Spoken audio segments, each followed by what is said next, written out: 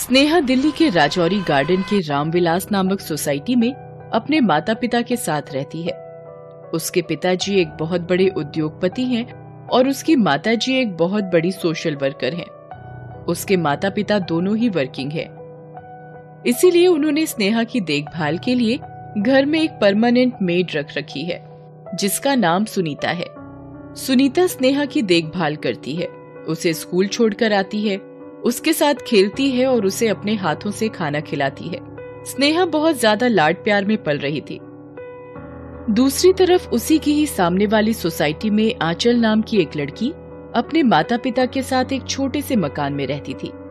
आंचल और स्नेहा दोनों एक ही स्कूल में पढ़ती थी। एक बार सुबह के समय की बात है, स्नेहा अपने डॉगी के साथ घूम रही थी।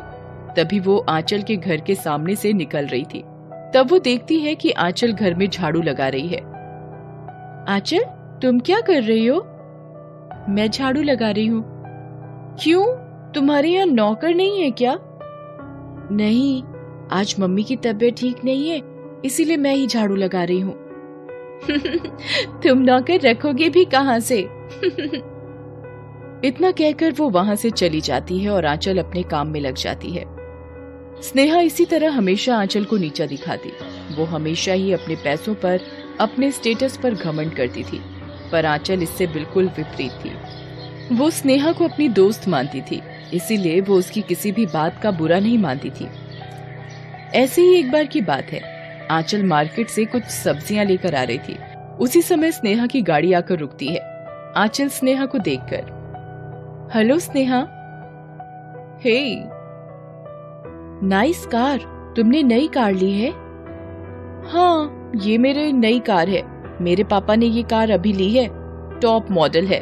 वैसे तुम्हारे पापा के पास कार नहीं है ना? नहीं। होगी भी कैसे, अब सबके नसीब मेरे जैसे थोड़ी होते हैं। आंचल ये सब सुनकर बहुत दुखी हो जाती है। अच्छा आंचल, मैं चलती हूँ, बाय। आंचल बहुत दुखी मन से अपने घर चली जाती है। आंचल को दुखी देखकर उसकी मम्मी सोचती है कि मैं आंचल के फेवरेट छोले भटूरे बनाती हूँ जिससे आंचल बहुत खुश हो जाएगी। आंचल की मम्मी ऐसा ही करती है और वो आंचल को जैसे ही खाने में छोले भटूरे सर्व करती है, आंचल छोले भटूरे को देखकर खुश हो जाती है, पर वो फिर सोच में पड़ जाती है। क्या हुआ आंचल, छोले भटूरे तो तुम्हारे फेवरेट है ना? हाँ मम्मी। फिर क्या सोच रही हो? मम्मी, स्नेहा को भी छोले भटूरे बहुत पसंद हैं। क्या आप छोले भटूरे उसके घर भी दे आओगे? हाँ बेटा, क्यों नहीं। आंचल की मम्मी स्नेहा के घर जाती हैं। उस समय स्नेहा घर पर अकेली होती है। वो स्नेहा को घर पर अकेला देखकर कहती है, तुम्हारे मम्मी पापा घर पर नहीं है क्या? हाँ आंटी, मम्मी किटी पार्टी में गई है और पापा ऑफिस में है। आपको कुछ काम था क्या? नहीं बेटा, कुछ काम नहीं था, बस मैंने आज छोले भटूरे बनाए थे तो आंचल ने बताया कि तुम्हें भी छोले भटूरे बहुत पसंद हैं, इसीलिए तुम्हारे लिए छोले भटूरे लाई हूँ। आंटी, हमें छोले भटूरे नहीं खाने, वो मेरी मम्मी आते वक्त रेस्टोरेंट से खाना लेकर आने वाली है, तो आप अपने छोले भटूरे वापस ले जाओ। Middle class.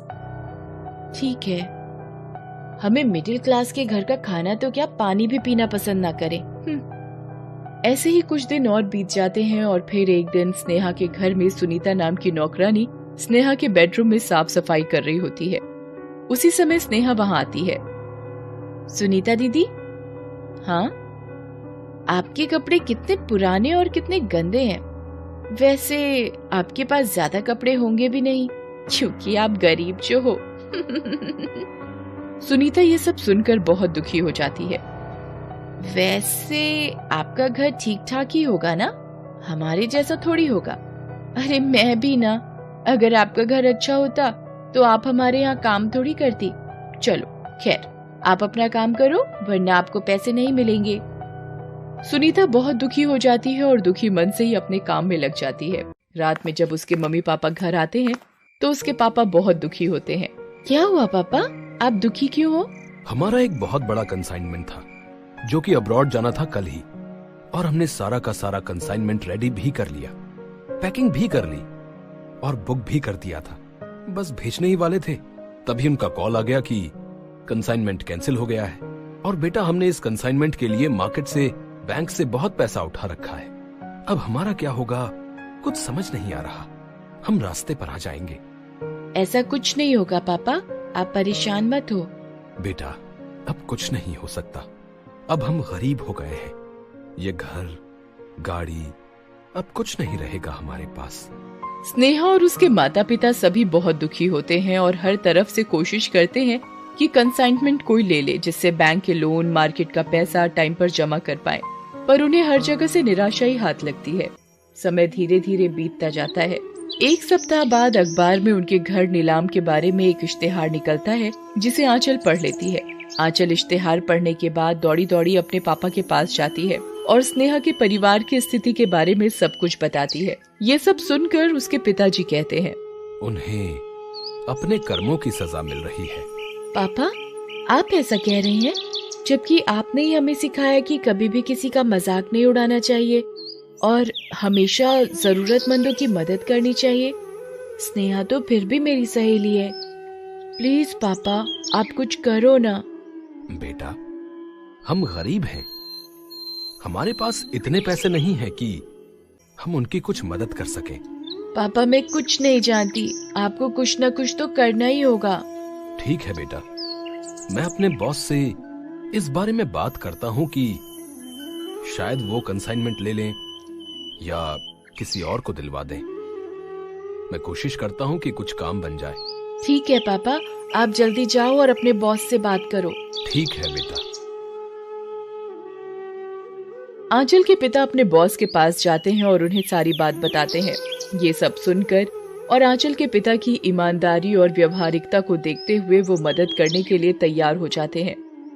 वो तुरंत अपने फ्रेंड को कॉल करते हैं और कंसाइनमेंट खरीदने के लिए कन्विंस करते हैं। दूसरी तरफ स्नेहा रात को एक सपना देखकर बहुत डर जाती है। वो चिल्लाते हुए उठ जाती है। तभी उसकी मम्मी उसकी आवाज सुनकर उसके पास पहुंचती है और पूछती है, क्या हुआ बेटा, तुम चिल्ला क्यों रही थी? मम्मी, मैंने बहुत बुरा सपना देखा।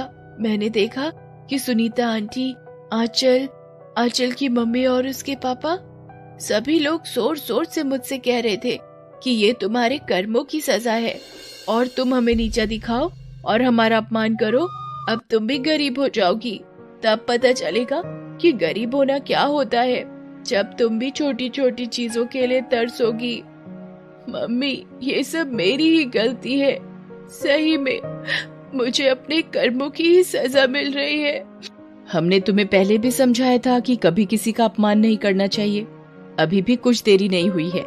तुम सुनीता आंटी, आंचल और उसके माता पिता से माफी मांग लो। वो जरूर तुम्हें माफ कर देंगे। ठीक है मम्मी, मैं कल ही सुबह उनके घर जाकर उनसे जरूर माफी मांगूंगी। अगले दिन सुबह सुबह आंचल स्नेहा के घर आती है और स्नेहा आंचल को अपने घर में देखकर कहती है, मुझे माफ कर दो आंचल, मैंने हमेशा तुम्हारे माता पिता की बेइज्जती की है। मुझे माफ कर दो, मुझे अपनी गलती का बहुत पछतावा है। अरे तुम ये क्या सब बेकार की बातें लेकर बैठ गई हो? तुम मेरी दोस्त हो और रहोगी, और दोस्ती में कैसी माफी? खैर, मुझे पता चला था कि तुम्हारा घर नीलाम होने वाला है, इसीलिए मैंने अपने पापा जी से बात की है।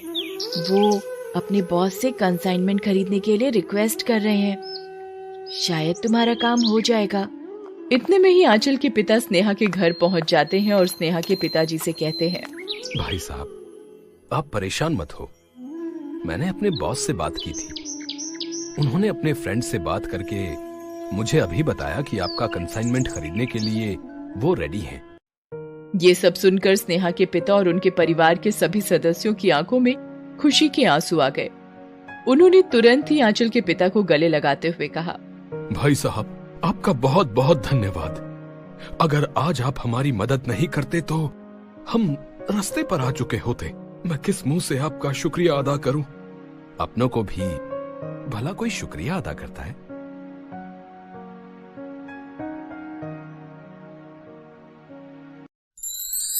Thanks for watching.